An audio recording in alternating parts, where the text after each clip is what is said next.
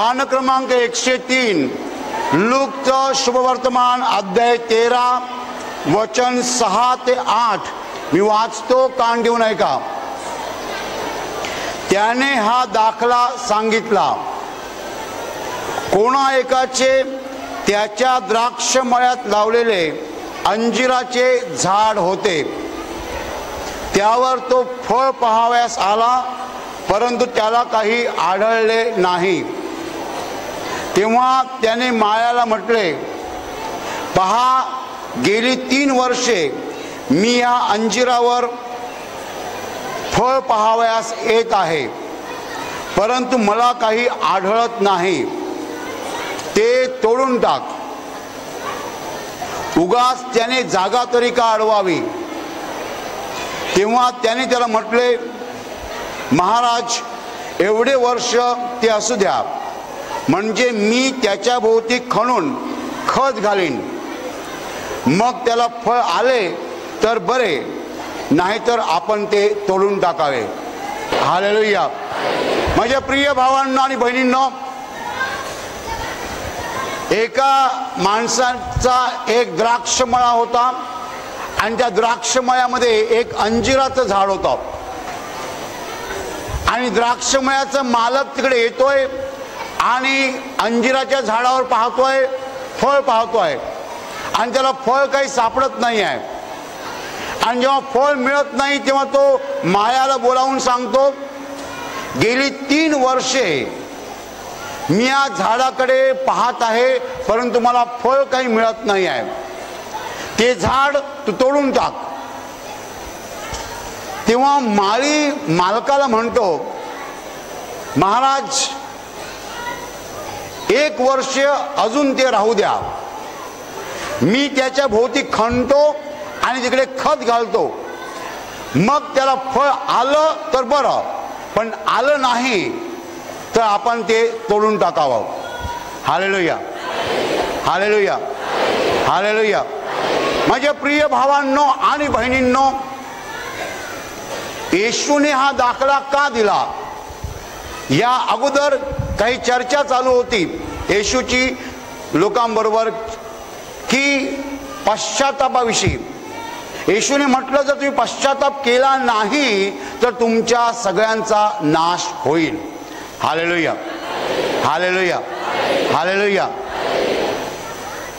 पुष्कळ वेळा आपण आपल्या रोजच्या दैनंदिन जीवनामध्ये एवढे गुरफटून गेलेलो असतो, गुंतून गेलेलो असतो असं म्हणण्यापेक्षा मी म्हणतो गुरफटून गेलेलो असतो, की आपण या जगामध्ये का आहोत, आपण कुठून आलो, आपलं भवितव्य काय आहे, आपण जाणार कुठे आहोत, आपलं अंतिम स्थान काय आहे, जीवनाचा हेतू काय आहे, जीवन म्हणजे नक्की काय आहे, यावर विचार करायला, डोकं चालवायला आपल्याजवळ वेळ नाही आहे. तुम्ही आज इकडे आलात आणि तुमच्यापैकी काही जण इकडे दिवसभर आहेत, काही जण दुपारी आलेले आहेत, पण कसं का होईना तुम्ही तुमच्या जीवनामध्ये पॉज घेतलेला आहे. याला इंग्रजीमध्ये पॉज म्हणतात. पॉज म्हणजे थोड्या वेळासाठी थांबणं. थोड्या वेळासाठी तुम्ही थांबलेला आहात. जे रहाट गाडगं आपण रोजचं वाहतो त्याच्यामध्ये आपण थोडा वेळ थांबलेलो आहोत. सकाळी उठायचं, प्रातर्विधी आटपायचे आणि कपडे करून कामाला जायचं, रात्री यायचं, वेळेवर पण नाही, उशिरा जेवायचं आणि झोपायचं आणि पुन्हा सकाळी उठायचं. हे एक रहाट गाडगं आहे आणि त्या रहाटाला आपण सगळे जुंपलेलो आहोत. आणि आपण या जगामध्ये का आलेलो आहोत, जीवनाचा हेतू काय आहे, जीवन कशासाठी आहे, आपल्याला जायचंय कुठे, एक दिवस ह्यावर आपण जरासा देखील विचार करत नाही. जी माणसं स्वतःला फार बिझी समजतात, बिझी हा शब्द आता सगळ्यांना माहित आहे, आपण म्हणू शकतो मग्न किंवा कार्यमग्न, गर्क, अशी माणसं धावती असतात, पळती असतात. त्यांना विचारलं की बाबा रे, तू सगळं कशासाठी करतोयस? माहित नाही. तू मेल्यावर ही सगळी संपत्ती कुणाची होणार आहे? माहित नाही. तू मेल्यावर जाणार कुठे आहेस? माहित नाही. अरे सगळंच जर माहित नाही तर एवढी धावपळ कशाला करतोस? माझ्या प्रिय भावांनो आणि बहिणींनो, प्रभू येशूने या ठिकाणी हा जो दाखला दिलेला आहे तो पूर्ण मानव जातीसाठी आहे. परमेश्वर तुमच्याकडे आणि माझ्याकडे कसा पाहतोय ते येशूने सांगितलेलं आहे. जेव्हा एक माणूस त्याच्या शेतामध्ये झाड लावतो तेव्हा तो कशासाठी लावतो? तुम्ही आंब्याचं झाड लावलं आणि त्याला जर आंबे आलेच नाहीत तर तुम्ही त्या झाडाचं काय करणार? तोडून टाकणार. कोण माणूस आहे की जो आंबे न देणारं झाड तसंच ठेवेल? तुम्ही शेतकऱ्याला विचारा, आम्ही केळ झाडं लावतो, इकडे वसलेला केळी लावतात आणि काही केळी वांज निघतात, म्हणजे त्याला लोंगर येतच नाही. मग लोक काय करतात? ती वांज केळ काढून टाकतात. माझ्या प्रिय भावांनो आणि बहिणींनो, जर आपण आपल्या शेतात लावलेलं झाड जर फळ देत नसेल तर काढून टाकतो, तर येशूला काय शिकवायचं आहे ते समजून घेऊया आपण. या जगामधला प्रत्येक मनुष्य म्हणजे परमेश्वराने लावलेलं झाड आहे. या जगातला प्रत्येक मनुष्य म्हणजे परमेश्वराने लावलेलं झाड आहे. जर या झाडाने फळ दिलं नाही, पुढे काय बोलायचं तुम्हाला माहित आहे? मी पुढे काय बोलणार तुम्हाला माहित आहे? माहित आहे तुम्हाला? जर या झाडाने फळ दिलं नाही तर परमेश्वर काय करेल? बोला बोला, जोरात बोला. भीती वाटते तरी बोला. बोलायला भीती वाटते तरी बोला. काय करेल? झाड तोडून टाकेल. झाडाला आवडो की न आवडो. असं कोणतं झाड आहे की जे मालकाचा हात पकडू शकते आणि कोयता थांबवू शकते? आहे झाड असं? अहो, 100 फुटी झाड, त्याचा 15 ते 20 मीटर खोड, त्याच्या प्रचंड फांद्या, काहीही करू शकत नाही माणसाने ते कापायचं ठरवलं तर. तुम्ही कधी ऐकलंय की एक माणूस झाड कापायला गेला आणि मग झाडाने त्याच्या हल्ला केला आणि दोघांची जुंपली? ऐकलंय? ऐकलंय कधी? एक मोठं झाड होतं, एक माणूस कापायला गेला, मग झाड त्याच्यावर आलं आणि दोघांची लढाई झाली. ऐकलंय कधी असं? अशी बातमी कधी आली पेपरला? नाही आली. झाड जे आहे त्याच्यावर 100% अधिकार माणसाचा आहे. तसा या सगळ्या झाडावर 100% अधिकार देवाचा आहे.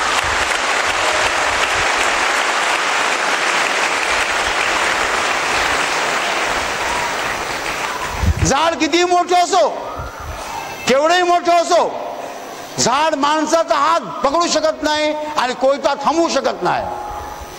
त्याप्रमाणे आपण सगळी झाडं आहोत. आपल्यावर त्याचा पूर्ण अधिकार आहे. पूर्ण पूर्ण पूर्ण शब्द महत्वाचा आहे की मानवी जीवनावर परमेश्वराचा संपूर्ण अधिकार आहे. माझ्या प्रिय भावांनो आणि बहिणींनो, ज्या क्षणाला तुम्ही म्हणाल की माझ्या जीवनावर परमेश्वराचा 100% अधिकार आहे, त्या क्षणाला तुम्ही खरे श्रद्धावंत होता.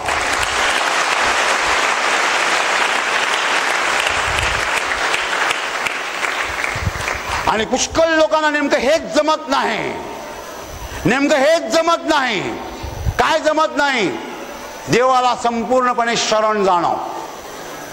Accept God totally totally and absolutely totally. परमेश्वराला पूर्णपणे स्वीकारणं. हे परमेश्वरा, तुझ्या समोर मी माती आहे, तुझ्या समोर मी काही नाहीये. तू मला निर्माण केलेला आहे. माझे शरीर तुझ्यापासून आहे. यातला एकही अवयव मी बाजारातून विकत घेतलेला नाही आहे. मी हे पूर्णपणे कबूल करतो, संपूर्णपणे मी तुझा स्वीकार करतो, तुला मी संपूर्णपणे शरण येतो. हालेलुया.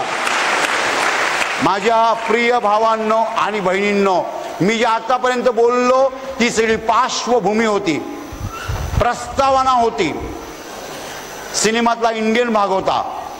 आता माझं प्रवचन खरं सुरू झालेलं आहे आणि ते असं आहे, कान देऊ नये का, तुम्हाला आणि मला मेल्यानंतर स्वर्गात घ्यायचं की नाही घ्यायचं हे पूर्णपणे देवावर अवलंबून आहे.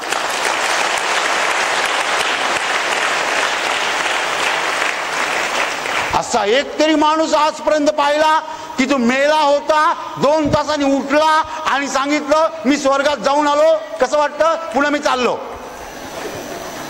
हा हा हा हा असा भेटला एक तरी माणूस तुम्हाला?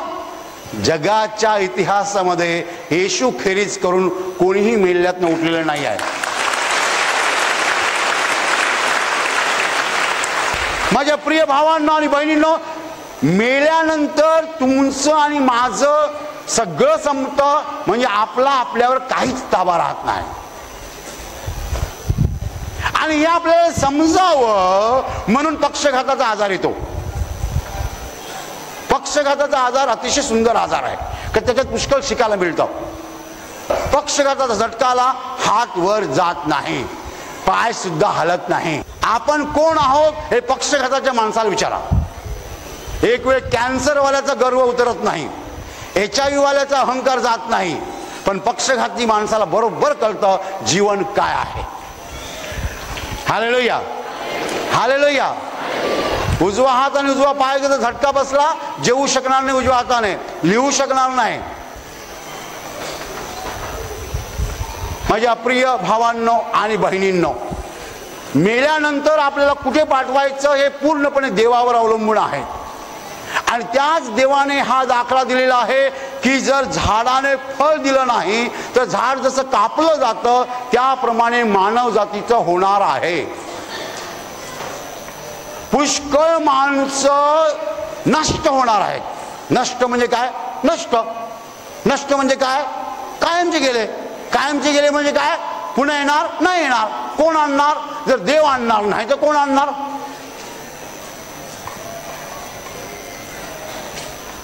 कधी विचार केला याच्यावर? कधी माणूस विचार करतो? घाम गाळून कष्ट उपसून रात्रीचा दिवस करून पुष्कळ माणसं आज या जगामध्ये माया गोळा करत आहेत. कधी कधी वर्तमानपत्र देतो कोटींच्या कोटी उड्डाण गोळा करतो पैसा, 10 कोटी 20 कोटी 100 कोटी 200 कोटी. आज कुठे नेणार हा सगळा पैसा? डोळे मिटल्यावर नाही हात हलणार, नाही पाय हलणार, नाही डोळे हलणार, सगळं बंद. जर पश्चाताप केला नाही तर तुम्हा सगळ्यांचा नाश होईल. शब्द माझे नाही आहेत, शब्द येशूचे आहेत. माझ्या प्रिय भावांनो आणि बहिणींनो, देवाला माणसाकडनं काय पाहिजे ते नीट समजून घ्या, उमजून घ्या, जाणून घ्या. ते तुम्हाला कळो. तुमच्याकडनं आणि माझ्याकडनं देवाला काय पाहिजे? काय पाहिजे? आपण आपला पाप मार्ग बदलायला पाहिजे. आपण आपला कुमार्ग बदलायला पाहिजे. आपण आपली वाकडी चाल बदलायला पाहिजे. आपण आपलं तिरकं वर्तन बदलायला पाहिजे. आणि आपण परमेश्वराच्या चरणाशी यायला पाहिजे आणि सरळ चालायला पाहिजे. सरळ चालायला पाहिजे. देवाला आवडेल असं जीवन जगायला पाहिजे. आपल्याकडे पाहिल्यावर देवाला आनंद वाटला पाहिजे. तुम्ही लावलेलं झाड जेव्हा फळ देतं तेव्हा तुम्हाला कसं वाटतं? तुम्ही तुमच्या घराच्या शेजारी जर एक झाड लावलं, लिंबूचं झाड लावलं आणि ते लिंबूचं झाड जर फळाने भरून गेलं, ती लिंबू बघून तुम्हाला कसं वाटतं? बरं वाटतं ना? त्याप्रमाणे आपल्या जीवनाकडे पाहिल्यावर देवाला बरं वाटलं पाहिजे. एक माणूस येतो, एवढा मोठा सुरा घेतो, एका माणसाला पकडतो, गळ्यावर सुरा मारतो, त्या माणसाला ठार करतो. त्या माणसाला ठार करतो. हे सगळं दृश्य देव स्वर्गातनं पाहतो. तेव्हा देवाला त्या मारणाऱ्याबद्दल काय वाटतं? काय वाटतं? देव म्हणतो हे झाड मला तोडून टाकायला लागेल. हा माणूस पुन्हा कुठेही दिसणार नाही. नीट कान देऊ नये का मला काय म्हणायचं आहे. देव जेव्हा एखाद्या माणसाला नष्ट करतो तेव्हा तो नष्ट करतो म्हणजे तो कायमचा नष्ट होतो. त्याला पुन्हा जीवनात कोण आणणार? त्याला जिवंत कोण करणार? जर देवाने नष्ट केलं तर माणसाला जीवन कसं मिळणार? माझ्या प्रिय भावांनो आणि बहिणींनो, जी माणसं मेलेली आहेत त्यांच्यातील जे स्वर्गात जाणार आहेत ते आपल्या नजरेस पडतील. कारण आपण सगळे स्वर्गात जाणार आहोत. Hallelujah, hallelujah. पण तुमचे नातेवाईक आणि माझे नातेवाईक जर स्वर्गात आपल्याला भेटले नाही तर संपले म्हणून समजा. कधीच भेटगाठ नाही. मग जो तुम्हाला आणि मला स्वर्गात भेटणार नाही तो नष्ट झालेला आहे म्हणून समजा. आणि नष्ट जर झालेला आहे तर त्याला जीवन कोण देणार? पुन्हा कोणीही देऊ शकत नाही. ज्याला देव जीवन देत नाही त्याला जीवन कोणीही देऊ शकत नाही. कधीही शांतपणे ह्या विषयावर आम्ही विचार करत नाही. आम्ही हजार गोष्टींचा विचार करतो. माझ्या प्रिय भावांनो आणि बहिणींनो, ह्या जगात जी माणसं देवाच्या विरुद्ध वागतात त्यांना कायमचं देवाला अंतरावं लागेल. ती देवाला कायमचे अंतरतील, देवापासून कायमचे विभक्त होतील, देवाचा त्यांचा कायमचा दुरावा होईल, देवाशी त्यांना कायमची फारकत घ्यावी लागेल, देव त्यांच्या नजरेस पडणार नाही. असं वागा की देवाने तुम्हाला शाबासकी दिली पाहिजे. एक माणूस, हे उदाहरण मी नेहमी देतो, एक माणूस आपल्या 10 वर्षाच्या मुलाला घेऊन चाललेला आहे. त्याच्या बाजूने एक मोटरसायकलवाला जातो. मोटरसायकलवाल्याची टोपी जी आहे ती खाली पडते, ती कॅप खाली पडते. तो मोटरसायकलवाला गाडी उभी करतो आणि कॅप घ्यायला येतो. त्याच्या अगोदर हा माणूस मुलाला सांगतो, बाळा जर थांबा, आणि धावत जातो. ती कॅप उचलतो आणि त्याच्या हातात देतो. हे सगळं दृश्य 10 वर्षाचा मुलगा पाहतो. मी तुम्हाला सांगतो, युनिव्हर्सिटीची कोणतीही डिग्री त्या मुलाला जे शिकवणार नाही ते त्या 10 वर्षाच्या मुलाला बाबाने शिकवलेलं आहे. काय केलं बाबाने? ती या माणसाची टोपी पडलेली आहे. हा बाबा मुलाला म्हणतो, जरा थांबा बाळा. धावत जातो, टोपी उचलतो, त्याला देतो. मुलगा हे सगळं डोळ्याने बघतो आणि तो मुलगा मोठा झाल्यावर सगळ्यांना मदत करत सुटतो. माझ्या प्रिय भावांनो आणि बहिणींनो, पुष्कळ लोकांना असं वाटतं की मी कसाही वागू शकतो, मला कोणी पाहत नाही किंवा मला विचारणारा कोण आहे. लक्षात ठेवा, एक कॅमेरा 24 तास चालू आहे. तो कॅमेरा पूर्ण जगभर चालू आहे. या जगातली प्रत्येक घटना मोठी छोटी कशी असो ती देवाचा कॅमेरा टिपत असते. आणि कोणीही, खरोखर कोणीही देवाच्या नजरेतनं सुटू शकत नाही. Hallelujah, hallelujah. मला कोणी विचारलं, ब्रदर पाप म्हणजे काय? मी तुम्हाला एक सुंदर उदाहरण देतो, एकदम सुंदर उदाहरण. हे उदाहरण आयुष्यभर लक्षात ठेवा.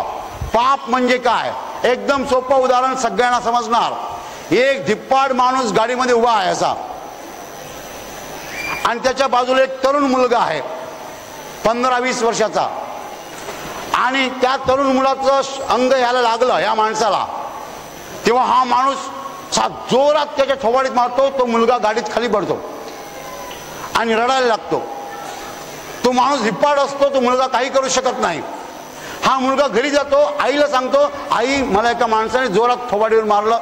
त्याची आई रडते, पण आई काही करू शकत नाही.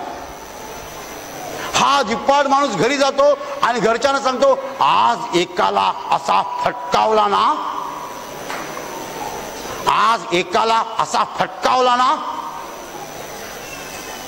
या घटनेला 15 दिवस निघून जातात. 15 दिवसानंतर त्याची मुलगी त्याला घरामध्ये येते, पप्पा पप्पा. हा माणूस मुलीकडे बघतो, मुलीला सांगतो, मीना मीना इकडे ग.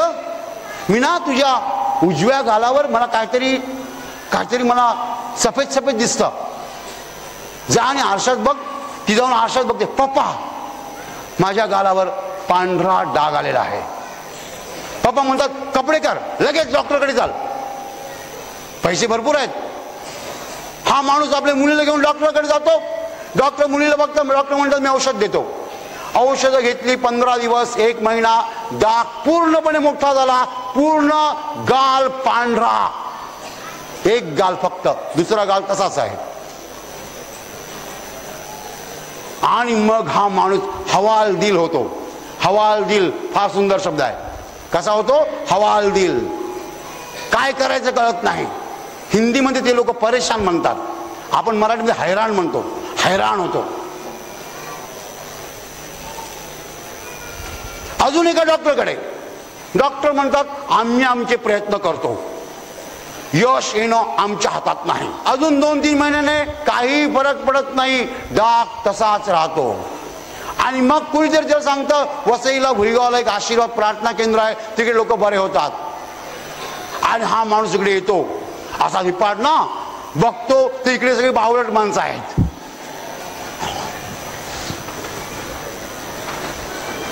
हे सगळी बावळट माणसं बसले, गरीब माणसं बसलेली आहेत.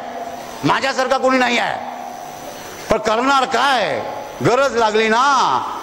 प्रार्थनेच्या वेळेला इकडनं मी सांगितलं तुमच्या हातून जे पाप घडलेलं आहे त्याचं देवाकडे क्षमा मागा. आणि हा माणूस म्हणतो हा बाबा 3 महिन्यापूर्वी गाडीमध्ये एका तरुणाला मी मारलं होतं, त्याच्या थोबाडीत मारली होती. हा टीप पेटली. देवा मला क्षमा कर, देवा मला क्षमा कर म्हणतो. धाडकणा पडतो. उठतो. संध्याकाळी जातो घरी. आणि मुलं मीना जर इकडे ग मीना तुझ्या चेहऱ्याचा डाग मला कमी झालेला दिसतो. त्या दिवसापासून तो डाग कमी कमी होत जातो.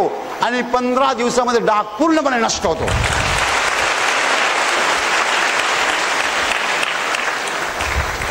माझ्या प्रिय भावांनो आणि बहिणींनो, जेव्हा त्याने त्या तरुणाच्या थोबाडीत मारली तेव्हा त्याला वाटलं नंबर 1 माझं कोण काय करणार. माझं कोण काय करणार. हा मुलगा तर माझ्या समोर पिल्लू आहे. एक मारली तर खाली पडला. हा माझं काय करणार. गाडीमध्ये माझं कोण काय करणार. पण ज्याने त्या मुलाला निर्माण केलेलं आहे आणि ज्याने तुला निर्माण केलेलं आहे तो तुमचा खरा बाप वरती जिवंत आहे. आणि त्याला थोबाडीत मारायची गरज नाही आहे. देव खाली उतरून आपल्या थोबाडीत नाही मारणार. अरे थोबाडीत मारण्यापेक्षा गाल सफेद झाला हे काय शिक्षा आहे. काय शिक्षा आहे. कोणता पुरुष आपल्या मुलीला असं पाहेल. कोणती आई आपल्या मुलीला अशा स्थितीत पाहू शकते की एक गाल पांढरा झालेला आहे.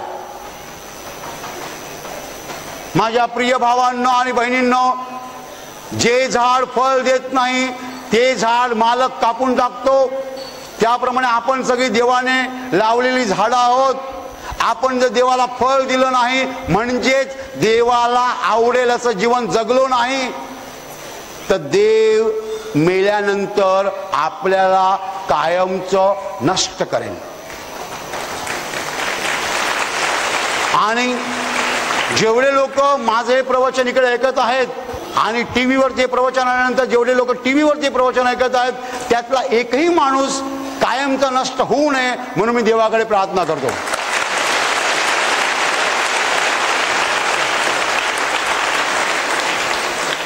माझ्या प्रिय भावांनो आणि बहिणींनो, आपण आपला मार्ग बदलावा ही देवाची इच्छा आहे. आपण पश्चाताप करावा ही देवाची इच्छा आहे. आपल्या जीवनातलं पाप आपण काढून टाकावं ही देवाची इच्छा आहे. आपण मागे फिरावं ही देवाची इच्छा आहे.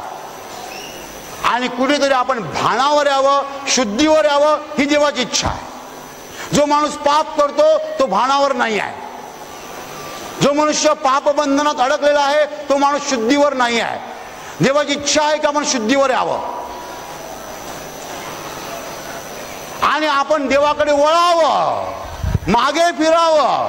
परमेश्वराच्या चरणी रमावा, परमेश्वराकडे प्रार्थना करावी, परमेश्वराची आराधना करावी, प्रार्थनेचा मार्ग अवलंबवा, सैतानाचा हिंसेचा मार्ग सोडून द्यावा.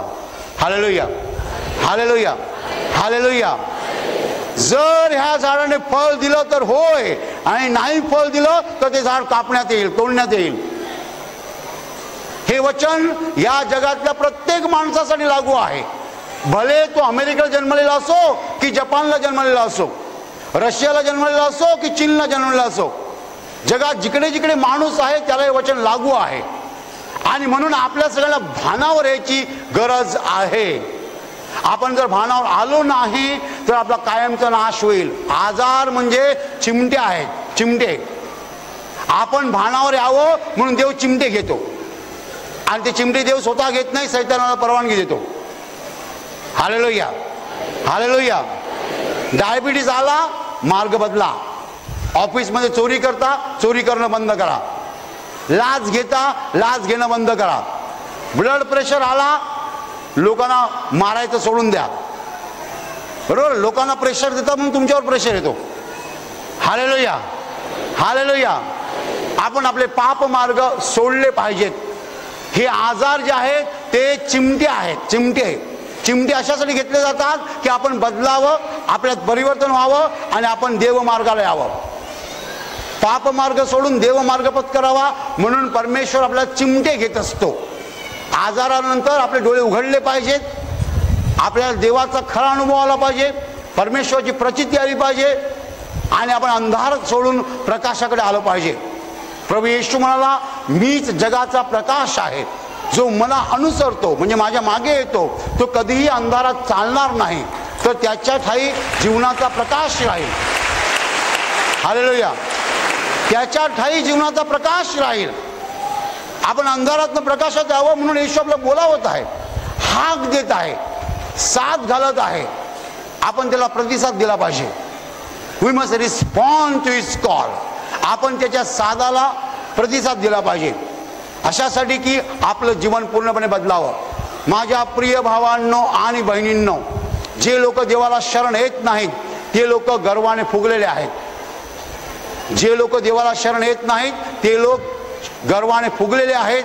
त्यांना सत्य ठाऊक नाही आहे, परंतु जेव्हा ते मरतील तेव्हा त्यांच्या गर्वाचा फुगा फुटेल. Hallelujah, hallelujah, hallelujah. टायटॅनिक नावाची मोठी बोट जेव्हा तयार झाली तेव्हा टायटॅनिक बनवणाऱ्याला विचारण्यात आलं, तुला या बोटीविषयी काय वाटतं? तेव्हा टायटॅनिक बनवणारा म्हणाला, स्वर्गातला देव जरी खाली आला तरी या बोटीला काही होणार नाही. बोट निघाली आणि बोट एका धक्क्याने पूर्णपणे खलास झाली. जगाचा इतिहास सांगतोय. बोटीच्या उत्पादकाने सांगितलं होतं की स्वर्गातला देव जरी खाली आला तरी बोटीचं काही होणार नाही आहे. पहिल्याच फेरीत बोट खलास झाली. एक नास्तिक लोकांची सभा चालू होती. तिकडे एक माणूस आला आणि म्हणाला की मी तुम्हाला सांगतो जगात देव नाही आहे, आणि जर तो असेल तर त्याने माझा प्राण आत्ता घ्यावा, पण मला खात्री वाटते तो घेणार नाही माझा प्राण. त्याच क्षणाला तो माणूस मेला. देवाने जरा सुद्धा दया दाखवली नाही. तो बोलला होता, मला खात्री वाटते तो माझा जीव घेणार नाही, पण तरी सुद्धा देवाने जीव घेतला.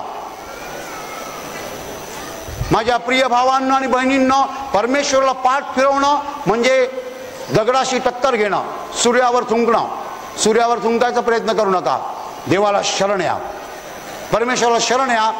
पाप मार्ग बदला, परमेश्वराच्या चरणाशी लागा, प्रार्थना करा, आराधना करा, उपासना करा, परमेश्वराकडे याचना करा, परमेश्वराचे वचन वाचा आणि परमेश्वरामध्ये रमून जा. तरच मेल्यानंतर आपल्याला तो स्वर्गात घेईल. हालेलुया. त्याने नाही घेतलं तर आपल्याला तो कायमचा नष्ट करेल. आणि असं आपल्याला नष्ट व्हायचं नाहीये, मला व्हायचं नाही, तुम्ही होऊ नयेत अशी माझी प्रार्थना आहे. हालेलुया. आणि आता मी तुमच्यासाठी प्रार्थना करत आहे. तुमचे डोळे मिठा आणि तुमच्या शरीराच्या ज्या भागाला आजार आहे त्या भागावर हात ठेवा. विश्वासाने हात ठेवा. प्रभू येशू स्वतः तुम्हाला स्पर्श करेल आणि एका क्षणात तुमचा आजार नाहीसा करेल. तुमच्या शरीरातील प्रत्येक आजार प्रभू येशूच्या पवित्र नावात नष्ट हो.